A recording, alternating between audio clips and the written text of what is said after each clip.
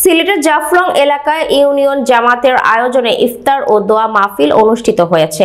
23 March রবিবার গোয়াইঘাট উপজেলার 3 নং পূর্ব জাফলং ইউনিয়নের 4 নং ওয়ার্ড জামাতের উদ্যোগে স্থানীয় নলজোর স্কুল মাঠে রমজানের তাৎপর্য শীর্ষক আলোচনা সভা ও ইফতার মাহফিল অনুষ্ঠিত হয়।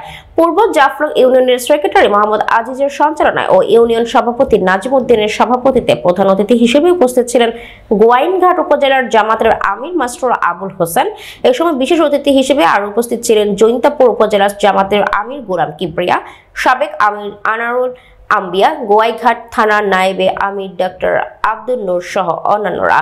এই সময় ইফতার মাহফিলে আগত অতিথিরা বলেন, রমজান মাস কোরআন নাজিলের মাস। আমরা এই মাসে কোরআন বেশি করে পড়তে বুঝতে হবে আর কোরআন সুন্নাহ অনুযায়ী নিজের জীবনকে সাজাতে হবে। আর বাংলাদেশ জামাত ইসলামী কোরআনের শাসনের মাধ্যমে সমাজ প্রতিষ্ঠা করে সমাজ থেকে সকল বৈষম্য দূর করে সুন্দর সমাজ গঠন করতে চায়। সর্বশেষে ফিলিস্তিনি ও দেশের মঙ্গল কামনায় মোনাজাত অনুষ্ঠিত হয়।